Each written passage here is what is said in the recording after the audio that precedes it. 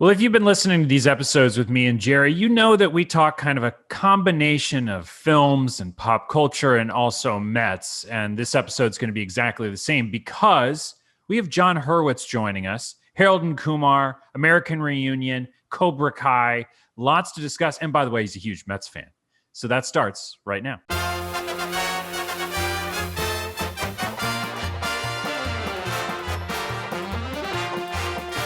Welcome to the Shea Anything podcast, everybody. It's Doug Williams and Jerry Blevins with you, and we have a special guest, Jon Hurwitz. We'll get to him in just a second. A reminder to subscribe, rate, and review to the Shea Anything podcast wherever you get your podcasts. We appreciate it, and Shea Anything is brought to you by Verizon. It's 5G built right for the Mets from the network more people rely on, only on Verizon. Jon Hurwitz, welcome to you. We're both a fan of your work, and the only reason that I knew that you were a Shea Anything listener, I think Jerry knows this, is, Jerry suggested Everybody Wants Some. And, we've been doing these movie suggestions in every episode. So I watched Everybody Wants Some, and you immediately chimed in on Twitter and you said, I stand by his recommendation. It turned out I love that movie. He did Whiplash for this week's episode. I loved that movie too. We'll get into that later. But Jon, we're thrilled to have you, man. And it's the Mutual Admiration Society. So this is pretty cool. Well, I am thrilled to be here. I listen to you guys every week. Outside of my work, most of the time I'm watching or listening to Mets-related content as opposed to any other type of film and TV at this point. I got a little bit of that going on, but it's mostly Mets for me. So you guys got, 4 Emmy nominations yesterday for Cobra Kai? We did. It was a nice surprise. Didn't necessarily have any clue of what was going to happen yesterday, but to be nominated specifically for Best Comedy Series was very, very exciting for us. We've been making the show for a few years now, and really that move to Netflix that brought that many more eyeballs onto the show really made a difference. You get nominated for comedy, but I wouldn't necessarily pigeonhole that into a comedy. I think you guys do drama so well with the show, and action, obviously, with karate being, an action sport. Were you surprised just by the category, or is that kind of how they fit you in? That's how they fit us in. It's interesting because we're a half-hour show. So half hours are traditionally comedy, hour-longs are traditionally drama. The way television's been going these days, though, your dramas tend to have more comedy in them than they used to, and your comedies tend to have more drama. So a lot of shows are sort of not fitting perfectly into a box. I know that when we got nominated for comedy, there were plenty of what, the Cobra Kai's a comedy, but it's actually an interesting thing. The entire writer's room is filled with comedy writers. We enter each day starting with drama first and the storylines first in the way we approach the things. But comedy always shines through, and that's no different, frankly, than even when I was making a Harold and Kumar movie, which is far more of a comedy. You're always starting with character and drama first if you're doing it right. Man, it's funny. I hope you'll take this as the ultimate compliment for your show, Jon, because I was born in 91. So I kind of missed Karate Kid, and I've never seen it all the way through. And I'm ashamed to admit that, honestly, as our producer, Jeff, gives me a thumbs down and a nod. And I started Cobra Kai, and I'm into it. And I think that that's kind of the perfect sales pitch for anyone in my generation who maybe was too young when Karate Kid was big and too old once you grew up and you kind of missed it. It does a really good job of kind of summarizing the important points in the start of season 1 so that you get caught up and up to speed. And it's got storylines galore. So you're not really this is an inside joke that I'm not a part of. At the end of the day, we're telling a modern day story, and we have the luxury of flashbacks that, many millions of people all over the world are already familiar with. So, if you haven't seen The Karate Kid, we try to incorporate those flashbacks in ways that are meaningful to the present day story and give context. We don't have to find a, high school Ralph Macchio and a high school William Zabka and film a bunch of, new scenes that are just fresh for everybody. We have, the real deal, and the real deal in a really well-made way by, John Avildsen, the legendary director. So we try to make a show that works for all audiences. If you're an old school fan of the Karate Kid, you're going to get some additional layers and some extra Easter eggs that bring enjoyment to it. But if you haven't seen any of them, hopefully you're enjoying the show the way that you are, Doug. Yeah, I think that was the key. Like that's the hard part about touching something that means so much to so many people, is that I felt like the first season you guys really did justice to the original fans and also reintroducing the story. And I think in the next 2 seasons, you really got to explore the story that you wanted to tell on a grander stage, because you've already reintroduced those characters. I took a look at it, and it's almost a little bit starts out like fan fiction. Like, it's such a cool story to dive into. It's a continuation of something I grew up on. I was born, not in 91. I was born in 83, but I have an older brother. I just remember like the Karate Kid, the skeleton, Halloween costume, all that stuff is so nostalgic. And you guys, you did such a good job of reincorporating that into a modern story and running with that. I just wanted to say congratulations on the Emmy nominations, and just a wonderful show. I guess it's got to be super exciting to do something on a different level, and especially as a TV show. Oh yeah. Thank you so much. I mean, it's the highest end fan fiction that there is. I mean, we every day, whenever you're on set and you realize that you have these, legacy cast members, whether it's, Ralph or Billy or Martin Cove, or when you bring in a new performer, season 4 is coming up, and we recently revealed that Thomas Ian Griffith returns as Terry Silver, who's from Karate Kid 3. And it's like fantasy camp. You're there, and and it's hard work, and the hours are insane, and your frustrations. It's funny to us when you're stressed out about what are we going to have Terry Silver wear to those kinds of questions are coming to you. And it's like you have to make, quick decisions on your feet about things that childhood version of you would never imagine is possible. Jerry, I think our producer Jeff thinks he's Terry Silver, or is kind of channeling it. He could not have mentioned that teaser more for this podcast. And guess what? He happens to have a ponytail, and he's a huge The Karate Kid fan. So yeah, Jeff, can you just turn your head and reveal the hair that you're rocking? I gotta pull up my ponytail to see if it compares. Both of these guys are doing their best Terry Silver. There's really only two ponytails that I appreciate. Number one is the Terry Silver, and number 2 is the from Heat, the Val Kilmer ponytail. Oh my God! Of course, I can't do the blonde hair, but how we doing here? What's that? That's pretty good, Terry. But I'd say Jeff is closer to modern day Terry in look. Let's see the side. But no, it's fun. We say he's Terry Silver, and I think it was intentional that they knew that 35 years later we'd make a TV series where he's a silver fox on the show. So it's working out perfectly. You talked about the season 4 teaser. You did a wonderful job of adding kind of empathy to villains from the movies, and it's something that in an episodic show that you're able to do. You did it with Cove's character with the Vietnam flashbacks. Do you have big plans for Terry Silver's character? Without giving away too much on season 4, I'm trying to sneak some inside preview here, if you don't mind spilling a little bit of beans. Well, what I can say is that he's a huge part of season 4. We dig deep on him. There's a reason why we introduced the character in the Vietnam flashbacks in season 3. As the series goes forward, you'll get to know more about that character and what makes him tick. So there's some fun surprises ahead, and some of the Terry that you love, and it's going to be a blast for everyone to see.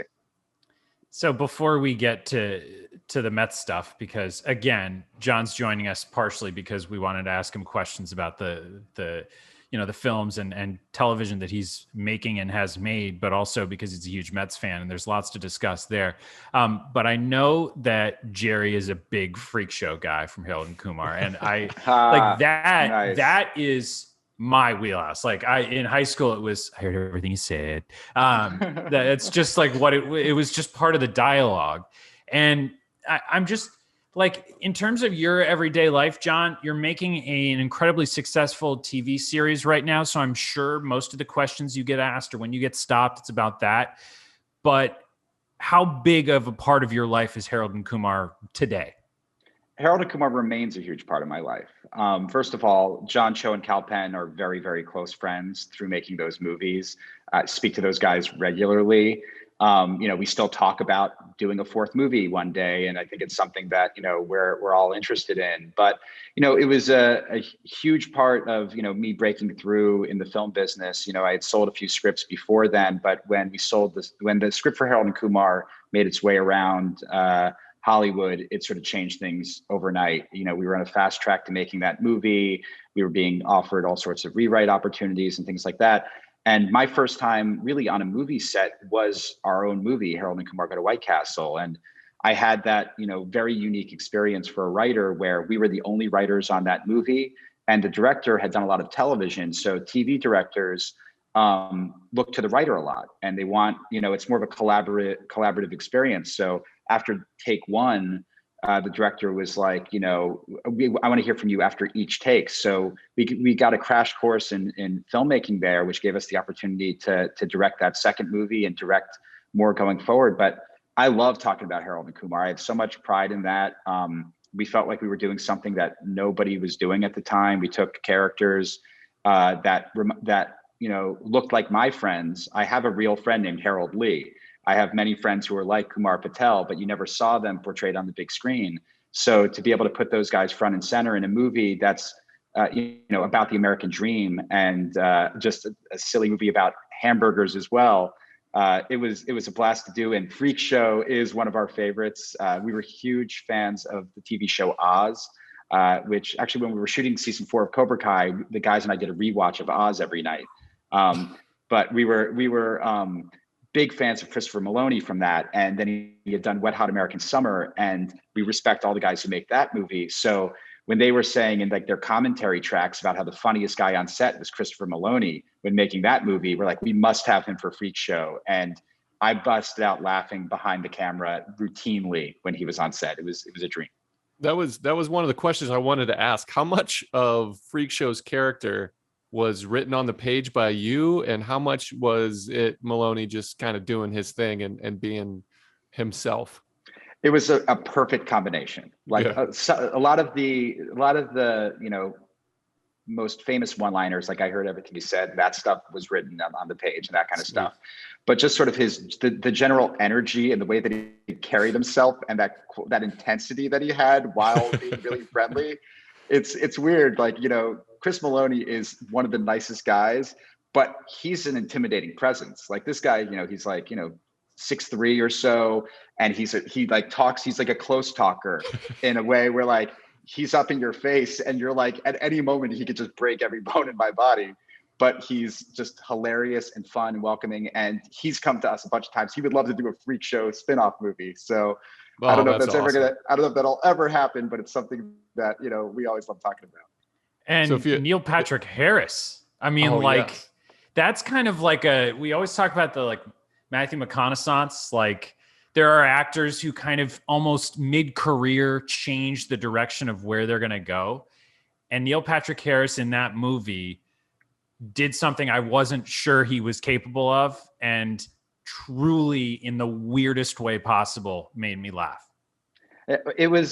That was one of the things. We wrote it into the script from day one. It was White Castle and it was Neil Patrick Harris in the script. And it was just, we had this like blind confidence that like, well, White Castle should do this. This will help them. And we lucked into the fact that they were like a privately owned company. So it didn't take like a whole corporate, meeting to determine if they were going to get on board. And Neil Patrick Harris, it was like, well, this is a guy who is insanely talented. We grew up on Doogie Howser. We're like, this guy is clearly a talent, and he was like drawing raves on Broadway. But the world saw him very much like Harold and Kumar themselves. He was typecast in society's eyes. And we're like, let's have him just do all these crazy things that you would never expect of him. And our thought was like, even if he's not great, as long as he just does the lines, it'll be hilarious, just like whatever it is. And he elevated it way beyond, what it could have been, like just the mannerisms. And there was like the slight improvs here and there. And just like he embodied that in a way that I mentioned it with Christopher Maloney. I remember having to excuse myself from set, like at one point when we were actually at the White Castle and Neil Patrick Harris is like talking. I had to like walk outside for a period of time because I was afraid I was going to ruin the takes because I was laughing too hard. That's a pro move. I think that was really like a relaunch of who he was, and it gave the world, like Doug said, a chance to see him in a different light, and he really shined, and he was able to kind of turn that into anything he wanted. And then I'm sure he feels about Harold and Kumar kind of the same way you do. If you don't mind, I'd like to ask you a little bit about, so this week was All-Star weekend. We had the Mets had the draft. We had the MLB draft. Yeah. And the Mets first rounder was Kumar Rocker. And Jeff made a good point of pointing out that all these tweets came out. It was, Harold and Kumar goes to Queens. Like there was a bunch of references back and forth. I thought maybe you could give a little bit of advice to Kumar Rocker because this is his introduction into the world. And Harold and Kumar was kind of like your rookie introduction draft into the big leagues of a sense. When you come on to kind of a new avenue like that and you get pushed into the limelight, is there any advice that you can give to a ball player coming up, and moving forward, and something that you learned off of Harold and Kumar? Well, first thing I would say, first I want to congratulate him for being drafted by the Mets. We were all very excited. I literally texted Cal Penn immediately upon finding it out. And we were like writing back and forth very excitedly about it because I actually went when Cal threw out the first pitch at the Mets game in Citi Field a couple of years ago. I was his guest. So it was really fun to see another Kumar is going to be out there on that mound one day. And my big piece of advice is just continue being you, continue being the guy that's got you there. Be open to learning, listen to your coaches, and continue to evolve because there is growth to be had, especially when you're a young person. And frankly, at any age, you can always continue learning. But, there's a reason why you got drafted in the first round, Kumar, and don't lose that spirit. I've seen some interviews. He seems like an awesome guy. Keep smiling and keep that confidence and come and dominate for the Mets for many years to come. I'm sure if you make that follow-up fourth film, he would be honored to wear a Mets cap in the background or something. So that'd be a little nod. I'll speak on his behalf and welcome him into the film. Excellent. Wonderful. John, tell us a little bit about your Mets fandom. Where and when did it start? What are your first memories and your most cherished memories of Mets fandom? It started with the '86 team. I was born in New Jersey, and then for 7 years I lived outside of Pittsburgh. My father was transferred over there, and initially we were, my dad and my brother were coin collectors, and we'd go to like coin shows. And I didn't have a whole lot of interest in collecting coins, but I saw there were these baseball card packs. So my dad at some of these card shows started to buy me baseball card packs. And this was around the time when the Mets were making their playoff run in '86. And my favorite player was Doc Gooden. I was, obsessed. I mean, how could anyone not be obsessed? I've always loved pitching. I love, the offensive side as well. But, I always say if my dream job, if I could do anything, it wouldn't be what I'm doing right now. I'd be pitching for the New York Mets. I'd be Jacob deGrom. That's like, he's the best. He's got the best thing going. Me too. Yeah, exactly. I think all of us would. But, I fell in love with the Mets then. And it was weird because I was in Pittsburgh. And I became a Mets fan just because my parents are from New York, and my parents actually grew up in the Bronx, and they were Yankee fans. But my dad was always somebody who, whichever New York team was doing well, he would just follow more and just was supportive of any New York team. So in '86, it was the Mets, and I got in there and I got obsessed with baseball cards. I was a massive baseball card collector. I was that little kid. I don't know if either of you have ever been to baseball card shows, but I I was the kid. I was like the 12-year-old kid who had my own table and competing, selling cards against all the adults there. I was like always an entrepreneur type kid. I like started a baseball card mutual fund when I was like 13, where I sold shares of stock to like, 100 shares of stock at $2 each to friends and family, so I could raise money and buy and sell cards and doubled everyone's money in a year. I was That's always brilliant. like that. I was always like like really into the cards and into the Mets. And, there were some good years early on and then a lot of bad years and, some ups and downs. My greatest memories though, as a Mets fan, are really 2015. I would say that team and watching sort of the rise of those young pitchers, and I was living in Los Angeles, so I was able to go to every playoff game in LA that season. I got tickets every time the Mets are in LA. If I'm in town, I go to as many games as possible. And that run was just magical. Daniel Murphy was, it was easy for David Wright to be everyone's favorite player. For me, I was always like rooting for like one of the side characters on a team, and Daniel Murphy was my guy. He was the guy that I wanted to buy a jersey of every year, but I was always afraid he was going to get traded, so I never did. And it was fun to see that run for him and that run for that team. So that's my most special Mets memory. You got to be in LA during those games. I mean, not only did the Mets put on an amazing show, but you got to see your favorite player, Daniel Murphy, do some crazy things in Dodger Stadium. So how is that? So I know being a Giants fan in LA is a tough time. What is it like wearing a Mets hat when you're playing in Dodger Stadium? It has its ups and downs. There are times when the Mets are not threatening, it's not a big deal. When the Mets are good, it's intense. I remember wearing a Mets jersey at a game that the Mets lost, and I was on my way out. And I remember being surrounded by Dodger fans as I'm walking out, just like yelling in my face, like cheering on and rubbing it in how the Dodgers had beat the Mets. In the sound of the enormity of it all coming around me was something I've never experienced before. But I was used to, like I said, I grew up in Pittsburgh and would wear my Mets jersey there when the Mets and Pirates had rivalries way back when in the 80s and 90s. So I'm always used to being sort of like the visiting fan, like a fan of the visiting team at a home ballpark that's getting yelled at. So it's tough, but these days, I have a family. I have two daughters who love the Mets. My older daughter's middle name is Shea, after Shea Stadium. We watched the Home Run Derby the other night and cheered on Pete. So, it's been fun passing it along, and hopefully with Steve Cohen and the ownership that's there right now, they'll have a better run than I experienced as I did growing up. It's got to be a great time to be a Mets fan, moving forward with, like you said, new ownership.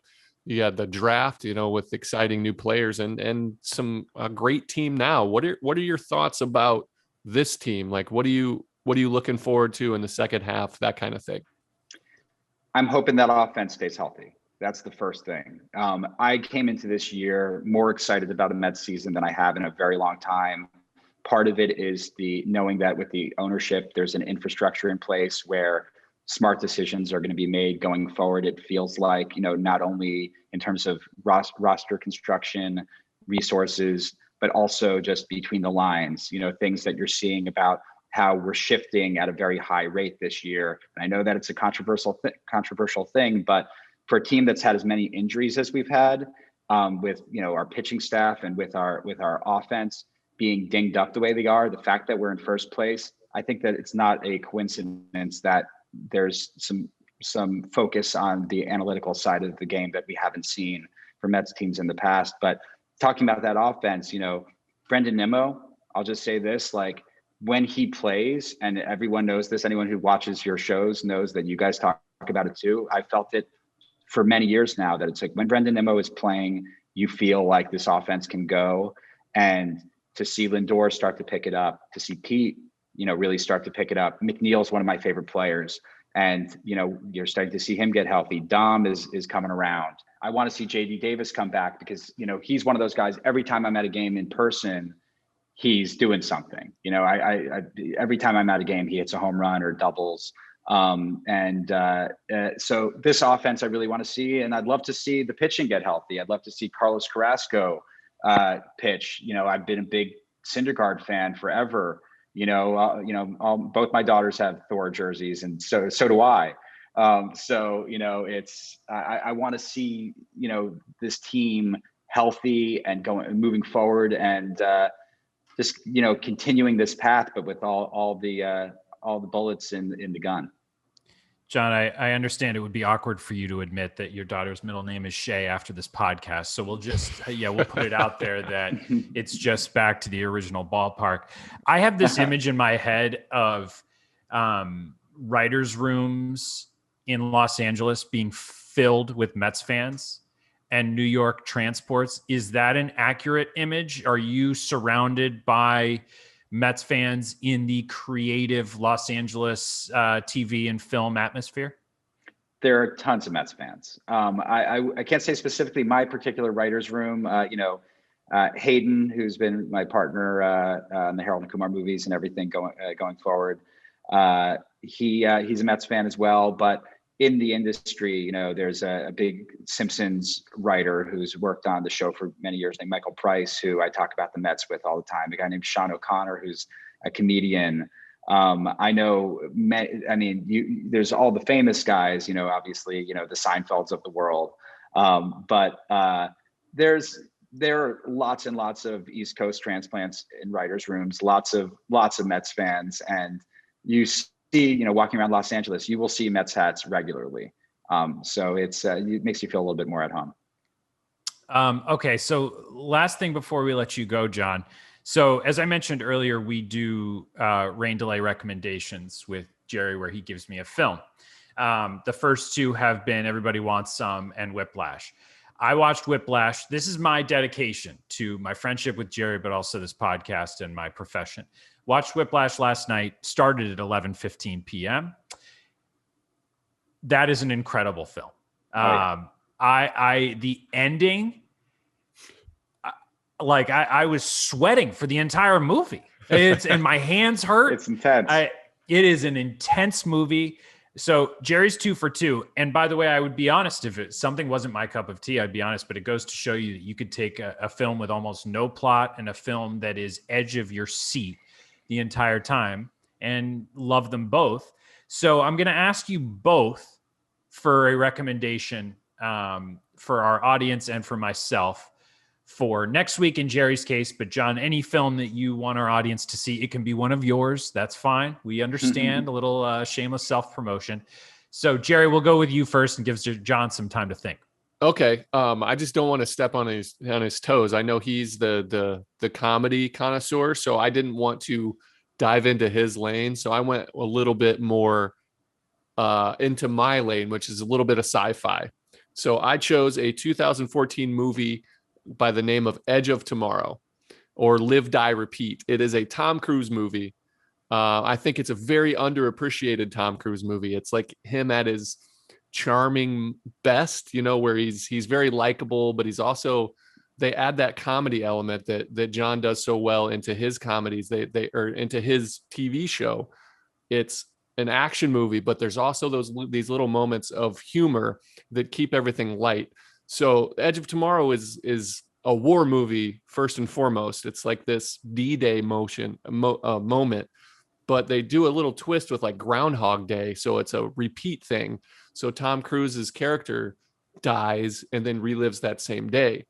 And it's like D-Day with Groundhog Day. It's like the perfect combo. Then you also introduce like Emily Blunt comes into her like action star best. It's just a super fun movie. A lot of really good performances from, Bill Paxton, Emily Blunt, Tom Cruise, like just these huge stars. I think it went under the radar when it first came out. I love it. The film's plot kind of falls a little flat in the third act, but it doesn't matter because it's so fun leading up to that moment. I highly recommend this movie. It's one of those rain day recommendations where if you put it on, it's so enjoyable. You don't have to like write these, I'm super sci-fi nerd, like Interstellar. I'm doing research about black holes and stuff. This one's a lot less intense in that. You don't have to take notes and go hit your Wikipedia and Google pages after this. but it's definitely really good. And it's just a fun action movie with some really endearing moments and Tom Cruise at his modern day best, I think. That's a good one. What do you got for us, John? What do I got?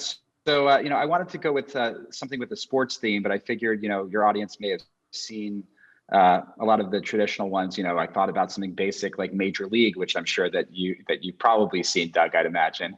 That's a classic, and I watched it again recently. It still holds up and is awesome. But my recommendation that may be a little outside the box for some of your listeners is the movie Kingpin, which is a bowling comedy by the Farrelly brothers. I'm not sure if you've seen that one, Doug. Never seen it. Okay, oh, boy. Well, here we go. Okay, so the Farrelly brothers, who are most well known for Dumb and Dumber and There's Something About Mary and a number of other films that they've done. I think it must have been 95 or 96. Hayden Schlossberg and I, who I wrote the Harold and Kumar movies with and directed with, and who I still work with today on Cobra Kai, we became friends in high school. And the first movie we ever saw together in a movie theater was Kingpin. And it, to this day, still one of our favorites. It stars Woody Harrelson and Randy Quaid and Bill Murray. And it is about it's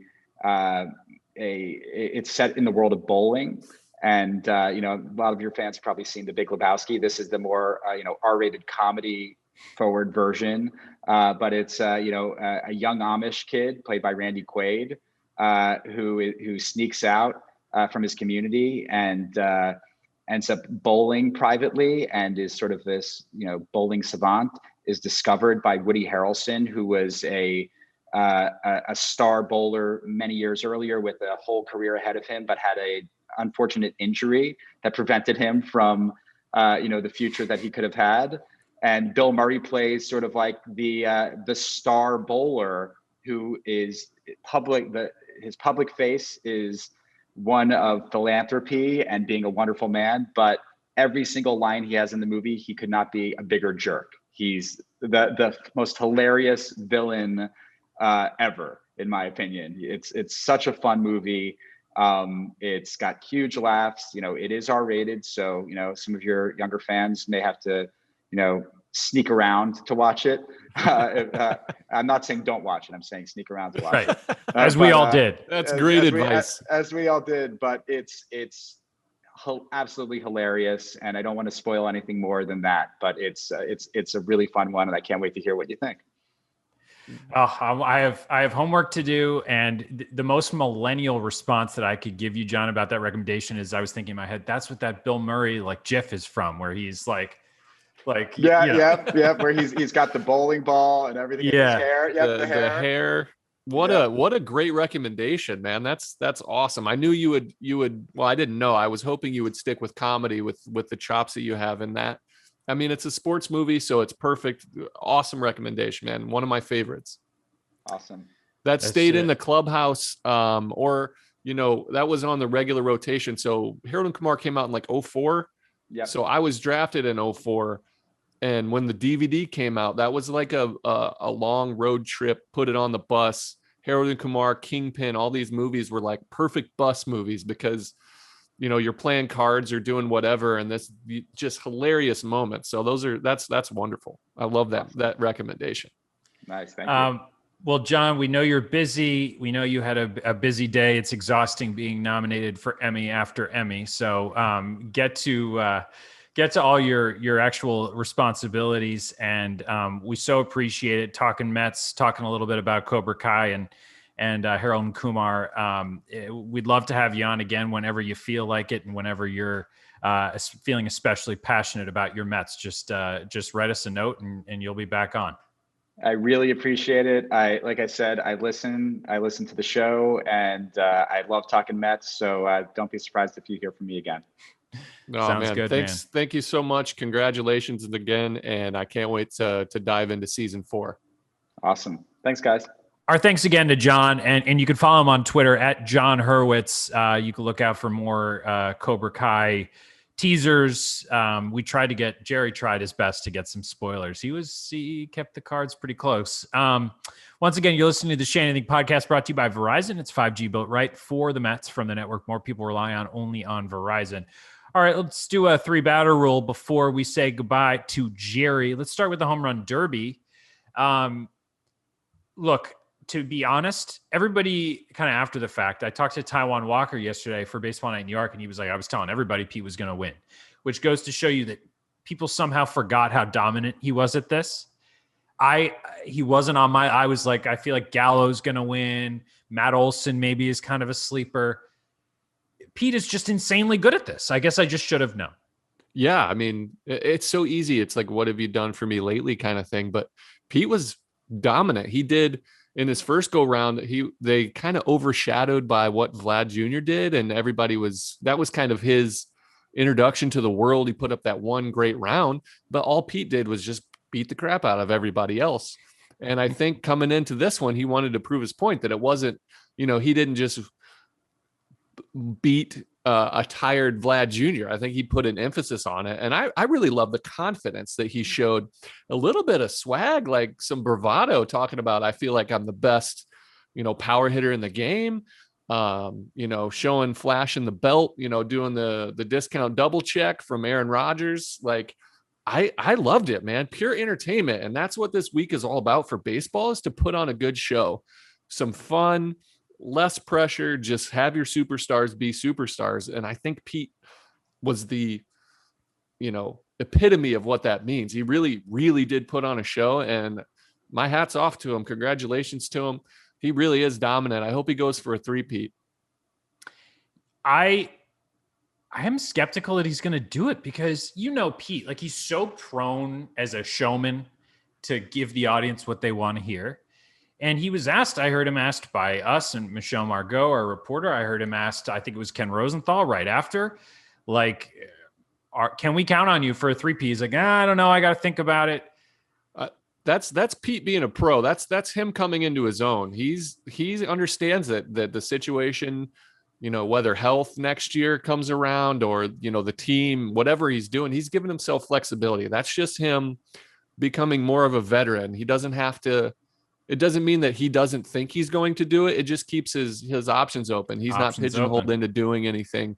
That's just a vet move of him learning not to stick himself into a rock, between a rock and a hard place. He's really just, it's also leverage. I mean, he's like, hey, you want me to come put on a show? Give me a little bit more money for charity or promotion, something along those lines. But man, what a show he put on. Taijuan Walker, I mentioned that I talked to him yesterday. We'll do him second in our 3-batter.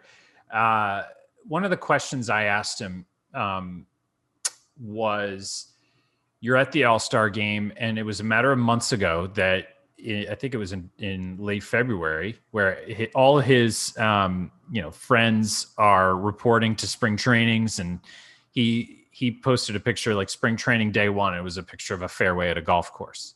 And he told the media, I only got one big league offer, and it was from the Mets. He took it, and now he's an all-star. So I asked him, like, does it feel a little bit more special to be there in this circumstance? And he took the high road. He was like, no, it's, I'm recovering from Tommy John. It's my 9th season. Just to be here for those reasons is special.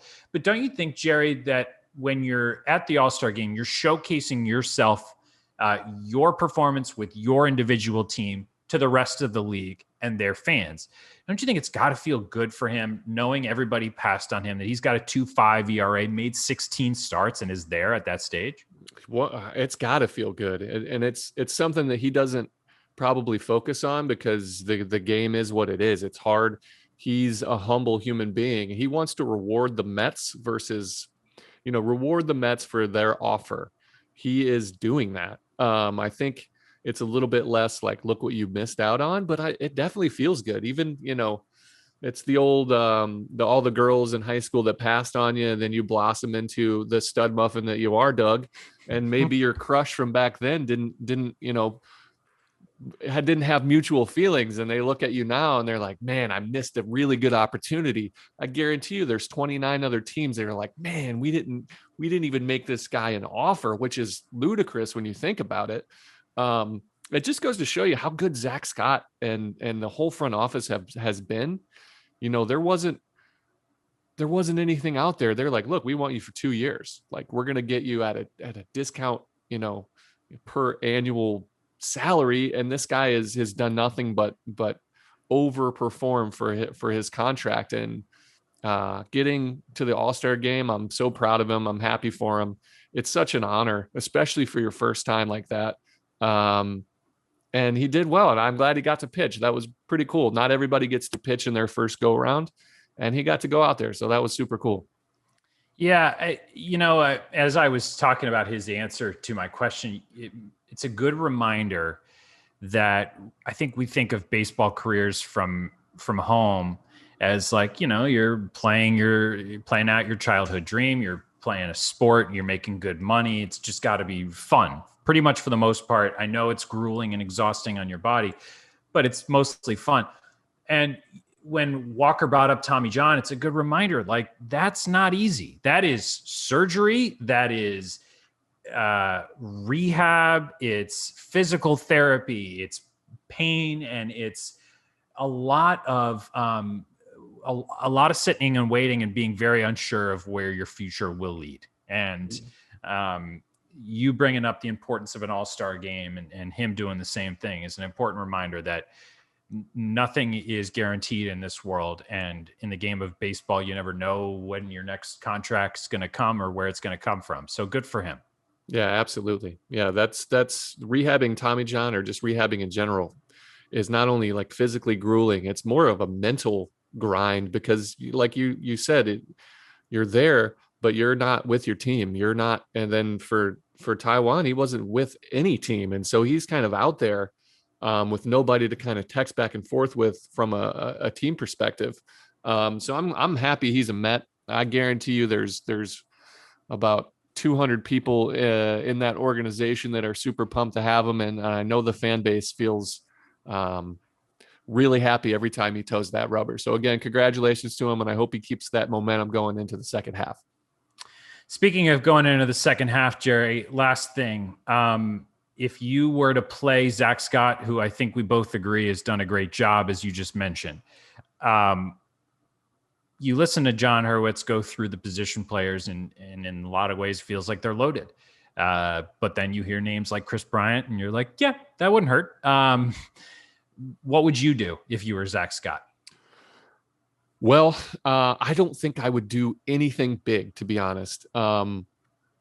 We're in the second half. You're going to get, hopefully Lindor is going to continue to show signs of himself at the plate. He started to do that.